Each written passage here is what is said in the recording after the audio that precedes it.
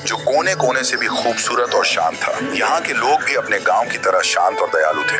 वे एक दूसरे के लिए मसीहा बनकर रहते थे। मगर सूरज ढलते ही यह शांति एक डरावने सन्नाटे में बदल जाती थी। और फिर आती थी वह रात, अमावस्या की सबसे गहरी रात। और फिर उस गहन अंधेरे से निकलती थी वह अजीब भयानक आवाज। बाबूलाल जो चौकीदारी करता था, अचानक काला साया आकर उसे टकराता था और वह पलक झपकते ही गायब। अगर कोई बच्चा गलती से भी घर के बाहर निकल पड़ता तो वही काला साया आता और उसे पकड़कर अपने साथ अंधेरे में खींच ले जाता था। अमावस्या की रात को कोई भी किसान या गांव वाला जो बाहर निकलता था वह कभी लौटकर नहीं आता था। रात 1 बजे के बाद चंद्रपुरम में बाहर निकलना यानी मौत को गले लगाना था। सुबह की पहली किरण चंद्रपुरम पर पड़ती तो जरूर थी, पर यह राहत नहीं लाती थी बल्कि सवाल छोड़ जाती थी। गायब हुए लोगों के परिवार या घर वाले क्या करते? लोग बस यही मान लेते थे कि शायद किसी जंगली जानवर ने उन्हें उठा लिया होगा या फिर वह डर के मारे कहीं भाग गया होगा। ये सिर्फ खुद को समझाने का तरीका था, क्योंकि असली सच इतना भयानक था कि कोई उसे मानना ही नहीं चाहता था। शुरुआत में चंद्रपुर के लोग बहुत परेशान थे, पर उन्होंने इस खतरे को गंभीर नहीं लिया। हर कोई यही सोचता था, ये मेरे साथ नहीं होगा। रायस्टार चंद्रपुरम के रास्ते से दूसरे गांव के लिए जा रहा था। फिर तभी अचानक उसके सामने एक ट्रक आ गई।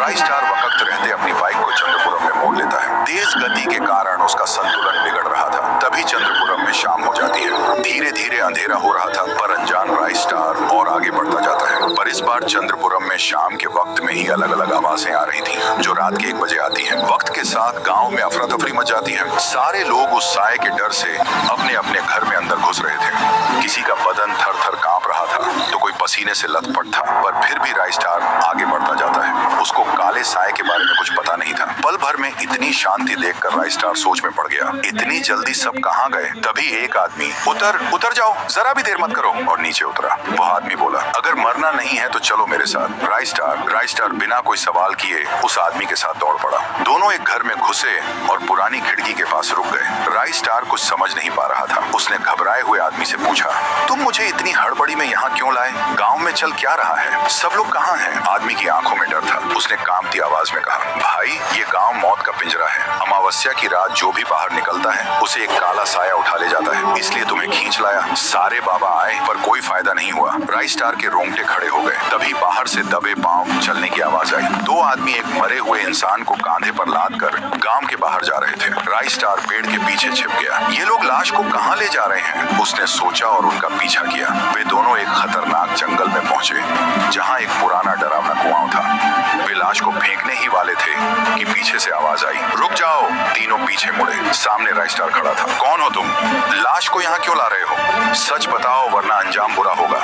एक आदमी गुस्से में बोला, तू कौन है बे? अपना काम देख। रायस्टार गरजा, सच बताओ वरना मैं गांव वालों को जगा दूंगा। उसकी धमकी काम कर गई। एक आदमी डरते हुए बोला, ठीक है बताता हूँ। उसने कहा, ये बात बहुत पुरानी है। एक साधु टुंग साहुआ हमारे इसी कुएं के रास्ते से गुजर रहा था। वह कुआं हमारे पूर्वजों का था। प्यास लगने पर टुंग साहुआ इसी कुएं के पास आया और पानी निकाल कर पीने लगा। लेकिन पानी पीते वक्त ही हमारे पूर्वजों ने उसे रंगे हाथ पकड़ लिया। वे बेहद गुस्सा हुए और उसका अपमान किया। तेरी हिम्मत कैसे हुई हमारे कुएं से पानी पीने की? साधु टुंग साहुआ ने हाथ जोड़ते हुए कहा, देखो मुझे पानी पीने दो। मैं बहुत सफर तय करके आ रहा हूँ। 2 घूंट पानी पीने से तुम्हारे कुएं का पानी थोड़े ही कम होने वाला है, और साधु को पानी पिलाना पुण्य का काम है। पर हमारे पूर्वजों ने उसकी बात पर ध्यान नहीं दिया।